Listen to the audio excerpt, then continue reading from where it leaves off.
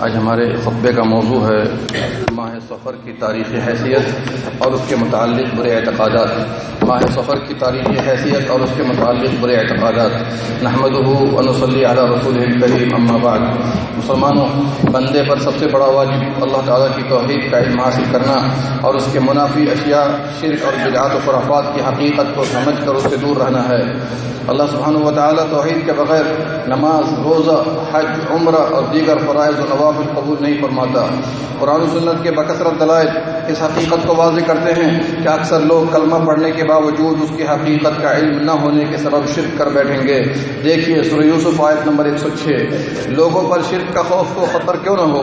اس لیے کہ شیطان عوام کے سامنے بلکہ شکم پرور علماء پر بھی شرک کو مزین کر کے پیش کرتا اور انہیں ضلالت کی اتھاہ وادیوں میں پھینک دیتا ہے۔ پیارے بھائیوں، توحید کے منافی اشیاء میں سے اہل جاہلیت اور دور حاضر میں ان کے متبعین کے وہ شرکیہ عقائد و بدعات ہیں جو بعض ایام و مہینوں میں رکھے اور بجا لائے جاتے ہیں۔ ان میں ماہ سفر کی بابت بھی بہت سی بدعقیدگیاں ہیں۔ ماہ سفر اسلامی سال کا دوسرا مہینہ ہے۔ اسے سفر اس لیے کہا جاتا ہے کہ اہل مکہ ذی-قعدہ، ذی-الحجہ اور محرم کو حرمت والا سمجھ کر اس میں قتل و غارت گری سے رکے رہتے۔ جب سفر داخل ہوتا تو اس میں مختلف قبائل سے لڑتے اور قتل و غارت گری کرنے کے لیے گھر سماج کو خالی کر دیتے تھے۔ زمانہ جاہلیت میں عرب نے اس ماہ سفر کی بابت دو طرح کے خرافات جنم دیے۔ نمبر 1، اسے تقدیم و تاخیر کر کے کھلواڑ کیا کرتے تھے، یعنی محرم کی جگہ سفر اور سفر کی جگہ محرم کو لا کر قتل و غارت گری کیا کرتے۔ نمبر 2، اس ماہ کو منحوس خیال کرتے تھے۔ ان کا عقیدہ تھا کہ اس ماہ میں مشکلات و مصائب کا نزول ہوتا ہے، اس میں شادی نہ کرتے تھے اس خیال سے کہ برکت نہ ہوگی، اس میں تجارت کا ارادہ نہ کرتے کہ ترقی نہ ہوگی۔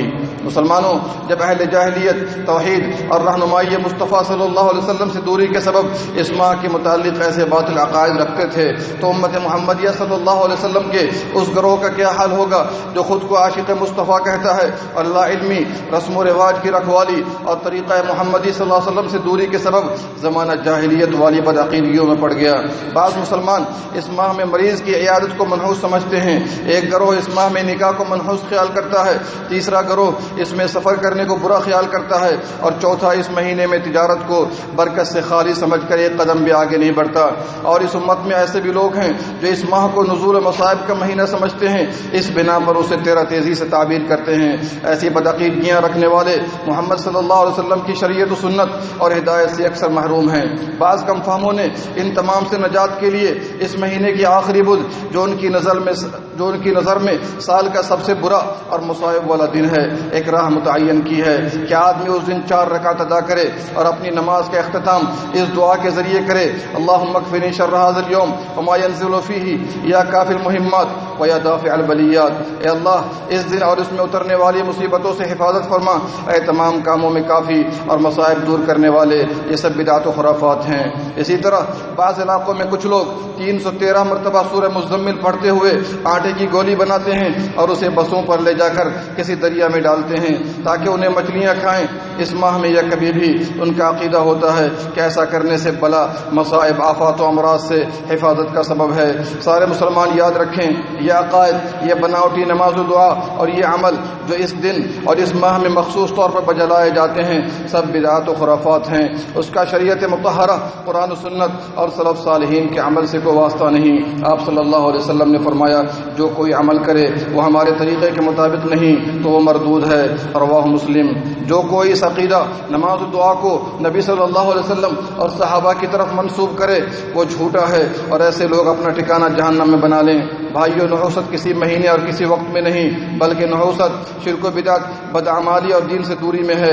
رب نے فرمایا، وما اصابکم من مصیبہ فبما کسبت ایدیکم ویعفو عن کثیر۔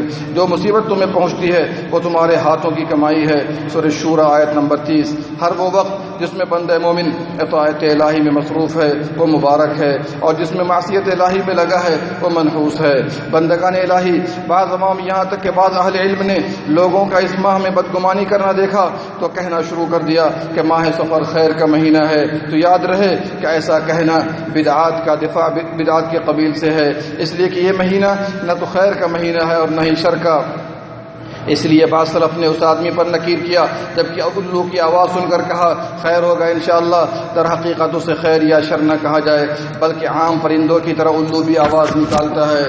دوستو بدفالی و بدگمانی لینے کو اسلام سختی سے باطل قرار دیتا ہے، اس لیے کہ اس میں رب کریم کے ساتھ برا گمان اور یہ اعتقاد باطل ہے. آپ صلی اللہ علیہ وسلم کا ارشاد گرامی ہے بدشگونی لینا شرک ہے، بدشگونی لینا شرک ہے. رواہ ابو داؤد. آپ صلی اللہ علیہ وسلم نے فرمایا بغیر حکم الہی کے کسی کی بیماری دوسرے کو تجاوز نہیں کرتی.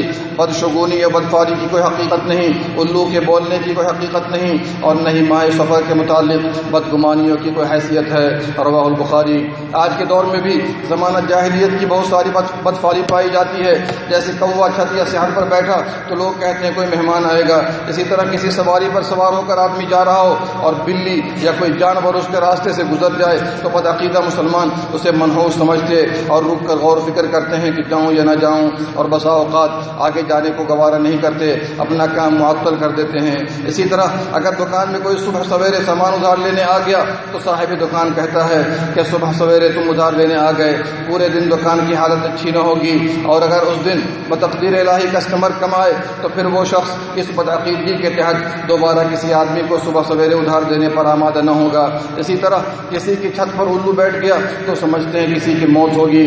سورج گرہن یا چاند گرہن ہو تو حاملہ کو چھپا کر رکھا جاتا ہے تو اس کا اثر حمل پر نہ پڑے، وغیرہ وغیرہ. یہ وہ مسلمان ہیں جنہیں دیکھ کے شرمائے یہود. بعض لوگ ماہ سفر کے آخری بدھ میں چھٹی لے کر کاروبار بند کر دیتے ہیں اور عید کی طرح خوشیاں مناتے اور سیر و تفریح کے لیے باہر جاتے ہیں. اس کی وجہ یہ بتاتے ہیں کہ پیارے نبی صلی اللہ علیہ وسلم اس ماہ کی آخری بدھ میں بیماری سے صحت یاب ہوئے اور سیر و تفریح کے لیے باہر تشریف لے گئے. یہ ان لوگوں کے من گھڑت اور بے بنیاد تخیل ہیں. تاریخ میں اس کا ثبوت پایا جاتا ہے اور نہ ہی حدیث میں، بلکہ تاریخ و حدیث میں اس کے خلاف ثبوت فراہم ہے کہ سفر کے آخری بدھ کو ہمارے اور آپ کے حبیب احمد مجتبی محمد مصطفیٰ صلی اللہ علیہ وسلم بیمار ہوئے اور ربیع الاول کی 12 تاریخ کو باری تعالیٰ سے جا ملے. تو جس دن پیارے نبی بیمار ہوئے عین اسی دن نام نہاد مسلمان خوشیاں منائیں، قسم قسم کے میوے اور مٹھائیاں کھائیں اور پھر دعویٰ کریں کہ ہم مسلمان اور عاشق رسول ہیں. ذرا گریبان میں جھانک کر سوچیے اور بتائیے کہ ہمارے نبی جس دن بیمار پڑے اسی دن لوگ خوشیاں منائیں، یہ ان سے دشمنی کی علامت ہے یا محبت کی؟ اس میں شک نہیں کہ ماہ سفر کے اندر عہد رسالت میں آپ صلی اللہ علیہ وسلم میں بہت سی فتوحات اور اچھے واقعات رونما ہوئے، جس سے واضح ہوتا ہے کہ اس ماہ کا شر و آفت اور منحوسیت سے کوئی تعلق نہیں.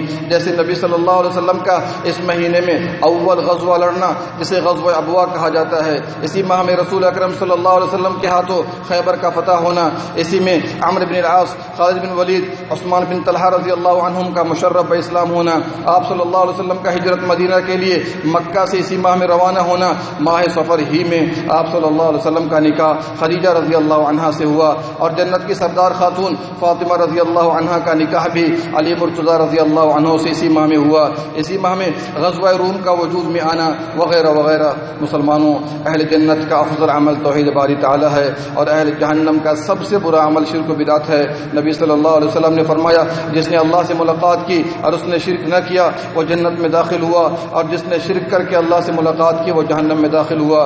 رواہ مسلم. اللہ پر توکل کرنے والوں کے امام محمد صلی اللہ علیہ وسلم نے فرمایا اس امت کے 70,000 افراد بغیر حساب و کتاب کے جنت میں داخل ہوں گے. ایک روایت میں ہے کہ ہر 1000 میں 70,000 ہوں گے. رواہ احمد. یہ وہ ہوں گے جو دم کرنے کے لیے کسی کو طلب نہیں کرتے، جبکہ دم کرنے کے لیے کسی کو طلب کرنا جائز ہے، لیکن ایسا آدمی اس متبرک زمرے سے خارج ہو جائے گا. داغ کر بیماریوں کا علاج نہیں کرتے، بدفعلی نہیں لیا کرتے، اور وہ اپنے رب پر کامل بھروسہ کرتے ہیں. رواہ البخاری و مسلم. اللہ سبحانہ و تعالی ہم سب کو عقیدہ صحیح عطا کرے، نبی اکرم صلی اللہ علیہ وسلم اور صحابہ کرام سے سچی محبت کرنے کی توفیق دے، صراط مستقیم پر گامزن فرمائے اور خاتمہ بالخیر کرے. آمین یا رب العالمین. اللہم صلی علی نبینا محمد وعلی آلہ وصحبہ اجمعین.